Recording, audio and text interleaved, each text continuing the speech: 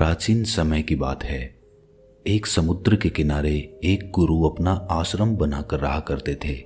हजारों शिष्य उनसे ज्ञान ग्रहण करने के लिए दूर दूर से उनके पास आकर रहते थे। गुरु का ज्ञान देने का तरीका भी बड़ा ही अनूठा था। शुरुआत में वो अपने शिष्यों को उपदेशों के माध्यम से ज्ञान देते थे। उसके बाद वो अपने शिष्यों को उस ज्ञान का अनुसरण करने के लिए कहते थे। उस ज्ञान को अपने व्यवहारिक जीवन में उतारने को कहते थे। एक बार उस आश्रम में एक सम्राट अपने बेटे को लेकर पहुंचा। उस सम्राट ने उस गुरु से प्रार्थना की कि आप मेरे बेटे को अपने आश्रम में रहने दें और अपने तरीके से उसे ज्ञान दें। उसे इस आश्रम में बिल्कुल भी ऐसा नहीं लगना चाहिए कि वो किसी सम्राट का बेटा है। उसे बिल्कुल साधारण शिष्यों की तरह ही ज्ञान देने की कृपा करें। गुरु ने मुस्कुराते हुए कहा कि सम्राट, ज्ञान इसी तरीके से लिया जा सकता है। अगर तुम अपने आप को दूसरों से बड़ा समझोगे तो तुम ज्ञान ग्रहण नहीं कर पाओगे। अगर तुम्हें ज्ञान ग्रहण करना है तो तुम्हें दूसरों की तरह अपने आप को साधारण समझना होगा। यही ज्ञान ग्रहण करने की सबसे पहली सीढ़ी होती है। तुम निश्चिंत रहो, आज से तुम्हारे बेटे की जिम्मेदारी मेरे कंधों पर रही।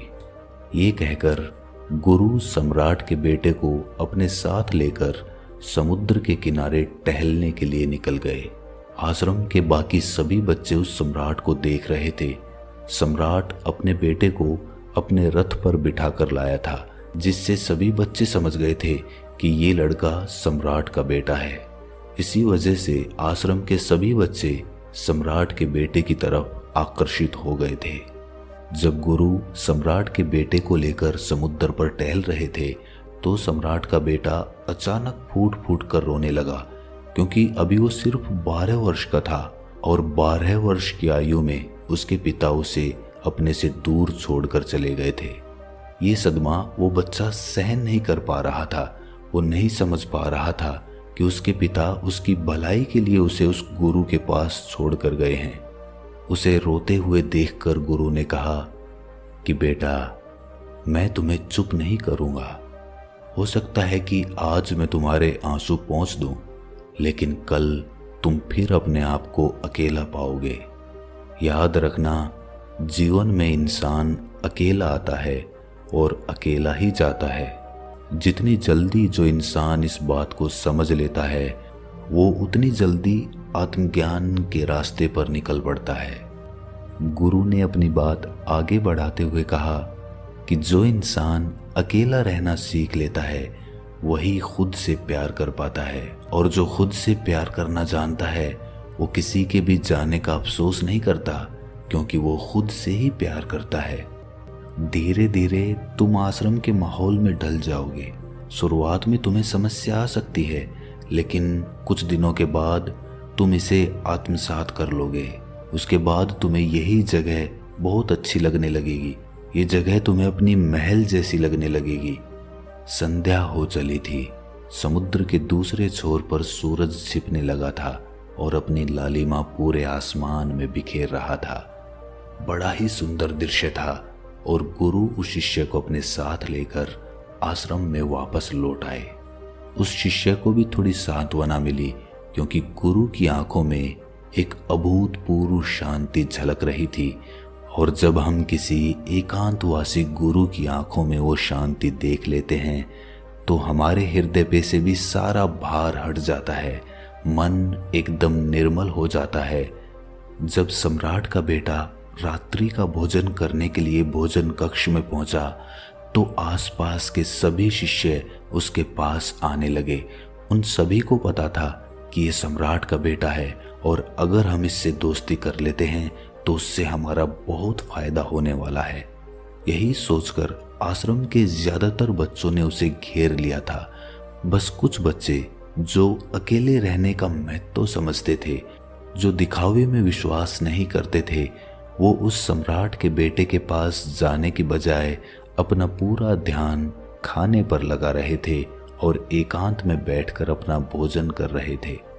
कुछ दिनों के बाद सम्राट के बेटे की आश्रम के ज्यादातर बच्चों के साथ दोस्ती हो गई। अब वो आश्रम में उन बच्चों के साथ घूमता, उन्हीं के साथ अपना ज्यादातर समय बिताता। आखिरकार सम्राट का बेटा था, सुख सुविधाओं में पला बढ़ा था। आसपास बहुत से दास और दासियां होते थे। आसपास अपने मित्रों से घिरे होना, वही दिनचर्या उसने इस आश्रम में भी अपना ली थी। ऐसा नहीं था कि गुरु को ये सब पता नहीं था, पर गुरु उसे अलग तरीके से ज्ञान देना चाहते थे। बच्चों को ज्ञान आप उपदेश देकर नहीं दे सकते, उन्हें साक्षात्कार कराना पड़ता है। उसके बाद उन्हें वो बात समझ आती है जो आप समझाना चाहते हैं। गुरु को ये बात पता थी कि अगर मैं इसे बोलकर बताऊंगा तो ये कभी समझ नहीं पाएगा, मुझे इसे दिखाना पड़ेगा, इसे एहसास कराना पड़ेगा कि अकेले रहने से ही तुम अपनी शक्तियों को जान पाओगे। ये सीख देने के लिए गुरु एक दिन उस शिष्य को अपने साथ एक पहाड़ी की चोटी पर ले गए। पहाड़ी पर पहुंचकर गुरु ने उस शिष्य से कहा कि अब तुम्हारा ज्ञान पूरा हो चुका है, बस एक आखिरी रात तुम्हें यहाँ पर बितानी होगी। उसके बाद अगले दिन शाम को मैं तुम्हारे राजमहल में तुमको पहुंचा दूंगा। वो बच्चा तो ये सुनकर बहुत खुश हो गया कि अब मैं वापस अपने राजमहल चला जाऊंगा, फिर से मेरे दास और दासियां, सारी भोग की वस्तुएं मेरे पास होंगी। उस शिष्य ने गुरु से पूछा कि गुरुजी, मुझे आज रात आप यहाँ पहाड़ी पर क्यों छोड़ रहे हैं? आखिर मुझे कौन सा आखिरी ज्ञान यहाँ से मिलेगा? गुरु ने मुस्कुराते हुए कहा कि यहाँ पर चट्टान के पीछे तुम्हें छिपकर बैठना होगा।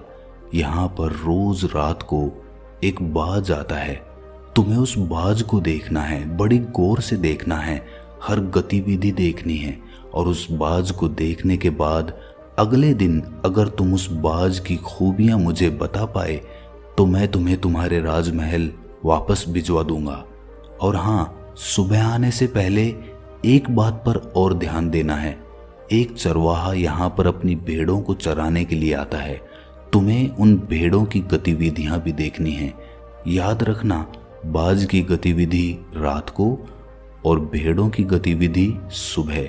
अगर तुम दोनों की गतिविधि ध्यान से देखकर मुझे बता पाए तो तुम इस आश्रम से हमेशा के लिए आजाद हो जाओगे, तुम्हारा ज्ञान पूरा हो जाएगा। मैं तुम्हारे पिता को कह दूंगा कि ये बच्चा हमारे आश्रम का सबसे ज्ञानी बच्चा है। ये कहकर गुरु अपने आश्रम में वापस लौट आए और वो बच्चा वहीं पर उस चट्टान के पीछे खड़ा हुआ उस बाज का इंतजार करने लगा। काफी वक्त बीत जाने के बाद वहां पर एक बाज अपने बच्चों के साथ पहुंचा। सम्राट के बेटे ने पूरी रात उस बाज की गतिविधि बड़े ही ध्यानपूर्वक देखी और सुबह होने के बाद जब चरवाहा वहां पर अपनी भेड़ों को लेकर पहुंचा तो उसने एक अभूतपूर्व दृश्य देखा। उसने देखा कि वो बाज भेड़ के एक मेमने को अपने पंजों में दबाकर आसमान में उड़ गया। उसने उस भेड़ के बच्चे का शिकार कर लिया था। ये सारा दृश्य देखकर वो बच्चा आश्रम में वापस अपने गुरु के पास पहुंचा। इससे पहले कि गुरु उससे कुछ पूछते, उसने गुरु को प्रणाम करते हुए कहा कि गुरुदेव, आप आश्रम के सभी बच्चों को यहाँ पर बुला लीजिए। मैं सब लोगों को बताना चाहता हूँ कि मैंने क्या देखा। जब आश्रम के सभी बच्चे वहां पर पहुंच गए तो उस सम्राट के बेटे ने कहना शुरू किया कि मैंने अपने जीवन में बहुत से पक्षियों को देखा है, लेकिन बाज उन सभी पक्षियों में से सबसे अद्भुत और सबसे अलग होता है। उदाहरण के लिए एक तोता हम सभी ने देखा है। तोता बोलता तो बहुत है लेकिन कभी ऊंचा नहीं उड़ पाता, लेकिन एक बाज जो कि हर समय शांत रहता है, वो आकाश को भी छू सकता है। उसमें आकाश को भी छू लेने का सामर्थ्य होता है। जब भी एक बाज अपने शिकार को निश्चित कर लेता है तो वो उसी शिकार पर अपनी नजरें गड़ाए रहता है, चाहे वो कितनी भी ऊंचाई पर क्यों ना हो, चाहे कितना भी बड़ा तूफान क्यों ना आ जाए, लेकिन उसकी नजर हमेशा अपने लक्ष्य पर स्थिर रहती है। आज सुबह जिस बाज को मैंने देखा उसने हर भेड़ को अपना शिकार नहीं बनाया, बल्कि उस भेड़ों के झुंड में से उसने उस भेड़ के मेमने को अपना शिकार बनाया। उस बाज की तरह हमें भी अपना ध्यान अपने एक ही लक्ष्य पर स्थिर रखना चाहिए, चाहे कितनी भी अड़चने क्यों ना आए, हमें अपना लक्ष्य स्पष्ट दिखाई देना चाहिए। 10-20 अलग अलग लक्ष्यों में अपनी ऊर्जा बर्बाद करने की बजाय हमें किसी एक लक्ष्य पर पूरी एकाग्रता के साथ ध्यान देना चाहिए। तीसरी बात जो मैंने उस बाज से सीखी और जो हम सभी को सीखनी चाहिए वो ये है कि बाज कभी भी दूसरे पक्षी के साथ नहीं उड़ता, वो हमेशा आकाश में अकेला उड़ता है। इससे हमें ये सीख लेनी चाहिए कि हमें कभी भी छोटी सोच वाले लोगों के साथ नहीं रहना चाहिए। आखिरकार हम भी वही बन जाते हैं जिनके साथ हम रहते हैं। इसीलिए या तो बड़ी सोच वालों के साथ रहो या फिर अकेले रहो, क्योंकि जब हम अकेले रहते हैं तभी हम खुद की ताकत और खुद की कमजोरियों को जान पाते हैं। कमजोरियों को जानकर उनको दूर कर सकते हैं और अपनी ताकत को जानकर उसका सही इस्तेमाल कर सकते हैं। लेकिन वो तभी संभव होगा जब हम अकेले रहना सीखेंगे। चौथी सीख जो हमें एक बाज से लेनी चाहिए कि एक बाज हमेशा अपनी सीमाओं से ऊपर उठकर उड़ता है। जब तूफान आता है तो हर एक पक्षी अपने घोंसले की तरफ भागता है, खुद को छुपाने की जगह ढूंढता है, लेकिन बाज ऐसा कुछ भी नहीं करता। वो खुद की सीमाओं को तोड़कर बादलों से भी ऊपर उड़ने का प्रयास करता है। हवाएं उसे थपेड़े मारती हैं, पंख उसके भारी हो जाते हैं, पानी और धूल की वजह से उसे कुछ दिखाई नहीं देता, लेकिन वो फिर भी आसमान की तरफ उड़ता रहता है और अंततः बादलों से भी ऊपर निकल जाता है और वहां तब तक उड़ता रहता है जब तक मौसम ठीक नहीं हो जाता। अपनी सीमाओं को सिर्फ इसीलिए तोड़ पाता है क्योंकि वो समस्या के आने पर उससे घबराता नहीं है, उससे डरकर बचने का प्रयास नहीं करता, बल्कि एक सकारात्मक नजरिए के साथ उसका सामना करता है। जीवन में चाहे कितनी भी अड़चनें क्यों ना आए, हमें उन अड़चनों से लड़ना चाहिए, ना कि उनसे डरकर कहीं छिपकर बैठना चाहिए। बहादुर तो वो लोग होते हैं जो तूफानों से टकरा जाते हैं, कायर तो अपने घर में, अपने घोंसले में अपनी जगह ढूंढकर बैठ जाते हैं। पांचवी बात जो हमें एक बाज से सीखनी चाहिए कि बाज कभी भी अपने घोंसले में घास के कोमल तिनके नहीं रखता। जो तिनके कोमल होते जाते हैं वो उन्हें निकाल कर फेंकता रहता है। उसी तरह चाहे कितनी भी आरामदायक जिंदगी आपको मिली हो, लेकिन उस आराम से ऊपर उठकर अपने आलस्य को तोड़कर जीवन में मेहनत करते रहना चाहिए। जीवन में पसीना बहाना चाहिए, शारीरिक मेहनत करनी चाहिए। अपने घोंसले से कोमल तिनके उठाकर फेंक दो और आज ही अपने आलस्य को तोड़कर निकल पड़ो। हर दिन अपने आप को चुनौतियां दो, हर दिन मुश्किलों से लड़ो, क्योंकि वही मुश्किलें तुम्हें मजबूत बनाएंगी। जंगल के राजा शेर को भी झुंड बनाकर शिकार करते हुए देखा जा सकता है, लेकिन बाज हमेशा अकेला शिकार करता है, क्योंकि वो जानता है कि भीड़ हौसला तो देती है मगर साहस छीन लेती है। आदमी को हमेशा अकेले ही आगे बढ़ना होता है। यही कारण होता है कि वो जल, थल और नभ सभी जगहों पर अपने शिकार का परचम लहरा सकता है। बाज की उम्र लगभग 70 साल की होती है, लेकिन 40 साल में ही उसका शरीर बूढ़ा हो जाता है। नाखून उसके पैरों में धंसने लगते हैं, पंख उसके शरीर में चिपक जाते हैं, उसकी चोंच मुड़ जाती है, उसका शरीर भारी हो जाता है। ऐसी स्थिति में शिकार करना तो क्या, उड़ने की भी हालत नहीं रहती उसकी। ऐसे में उसके पास सिर्फ 2 विकल्प होते हैं। पहला, या तो वो खुद की इस अवस्था को स्वीकार कर ले और भूखा प्यासा मर जाए या किसी दूसरे जानवर का शिकार बन जाए, और दूसरा विकल्प ये होता है कि वो 6 महीने एक बहुत ही दर्दनाक प्रक्रिया से गुजरे और खुद को फिर से पहले जैसा मजबूत बना ले। लेकिन बाज तो बाज है, वो दूसरा विकल्प चुनता है। इसके लिए वो खुद को एक बहुत ही ऊंचे पहाड़ पर ले जाता है, जहां वो पहले अपनी चोंच से अपने सारे पंख खींच खींच कर उखाड़ देता है और फिर चट्टान पर पैर मार मार कर अपने पंजे तोड़ देता है। उसके बाद उसी चट्टान पर अपनी चोंच को पटक पटक कर तोड़ देता है और इस लहूलुहान अवस्था में खुद को दूसरे जानवरों से छुपाता फिरता है। अगले 6 महीने तक वो इसी दर्दनाक प्रक्रिया से गुजरता है और इंतजार करता है नई चोंच, नए पंख और नए पंजों का। तब फिर वो अपनी नई जिंदगी शुरू करता है और निकल पड़ता है अपने शिकार पर और अगले 30 सालों तक फिर से राज करता है।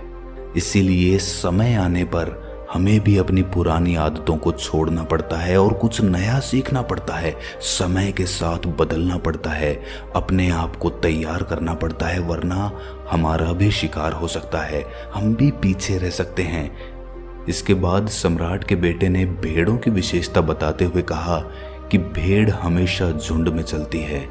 उन्हें झुंड में एक साथ चलने से हिम्मत मिलती है, लेकिन जैसे ही उन पर शिकार होता है वैसे ही वो भीड़ तितर बितर हो जाती है और उस पूरी भीड़ में से एक भी भेड़ अपने साथी की मदद करने के लिए वापस नहीं लौटती।